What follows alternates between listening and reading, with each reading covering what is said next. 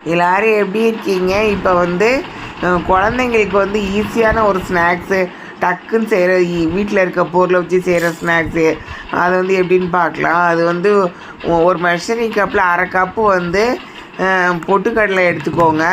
அதே இதில் பாதி அளவு சீனி எடுத்துக்கோங்க. ரெண்டையும் சேர்த்து மிக்சியில் நல்லா அடித்து எடுத்துகிட்டு அதை ஒரு கிணத்துல போட்டுட்டு அதை குழந்தைங்களுக்கு கொடுத்துருங்க. இது விருந்தார் ஆட்சி சமையல் தமிழ். நன்றி. இப்போ வந்து முருங்கீரை சூப்பு எப்படி செய்யலான்னு பார்க்கலாம்.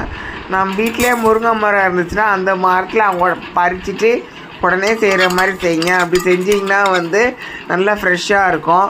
அதில் 2 லிட்டர் குக்கரில் வந்து அதில் வந்து எண்ணெய் ஊற்றி கடுகு உளுந்தம்பருப்பு வெங்காயம் போட்டுட்டு நம்ம வந்து பறித்து வச்ச அந்த கீரையை வந்து கழுவிட்டு அதில் உள்ளே போட்டுருங்க. போட்டுட்டு அதுக்கப்புறம் தக்காளி 1 போட்டுக்கோங்க. உப்பு 1 ஸ்பூன் போட்டுக்கோங்க. 1/2 ஸ்பூன் வந்து மெஷரிங் ஸ்பூனில் 1/2 ஸ்பூனு மிளகு தூள் போட்டுக்கோங்க. அதுக்கப்புறம் மெஷரிங் கப்பில் வந்து ஒரு 1/2 லிட்டருக்காண்ட தண்ணியை எடுத்துகிட்டு அதை எடுத்து அது தண்ணியை எடுத்து ஊற்றிடுங்க. மெஷரிங் கப் இல்லாதவங்க ஜூஸ் பாட்டிலில் வந்து 1/2 லிட்டர் பாட்டில் இருக்குது, அதில் வந்து 1/2 லிட்டர் எடுத்து அதை ஊற்றிடுங்க.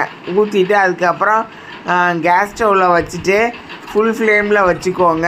ஆவி வந்தோடனே வெயிட்டை போட்டுட்டு அதுக்கப்புறம் வந்து ஒரு விசில் வந்தோடனே ஆஃப் பண்ணிடுங்க. கேஸ் ஸ்டவ்வில் மீடியத்தில் வச்சுட்டு ஒரு விசில் வந்தோடனே ஆஃப் பண்ணிடுங்க. அதுக்கப்புறம் எடுத்து ஆறுனதுக்கப்புறம் எடுத்துகிட்டு அதை வந்து அந்த அதில் தக்காளியெல்லாம் இருக்குல்ல, அதெல்லாம் நல்லா வெந்து வந்திருக்கும். அதெல்லாம் எடுத்து ஒரு தனியாக ஒரு கரண்டியை வச்சு எல்லாத்தையுமே நல்லா அமுக்குன்னு அமுக்கி விட்டு நல்லா பிணைஞ்சி விட்ருங்க. அந்த மாதிரி அமுக்கி விட்டுட்டு அதுக்கப்புறம் வடிகட்டுறது ஒன்று இருக்குல்ல, அதில் வந்து வடிகட்டி தனியாக வந்து ஒரு கிணத்துல கலெக்ட் பண்ணி எடுத்துக்கோங்க. அதுக்கப்புறம் அதை எடுத்து குழந்தைங்களுக்கு வந்து ஒரு கிணத்துல வந்து எடுத்து அது ஸ்பூனை போட்டுட்டு அதில் குழந்தைங்களுக்கு கொடுங்க. பெரியவங்களும் வந்து சாப்பிட்லாம், உடம்பு நல்லது தான்.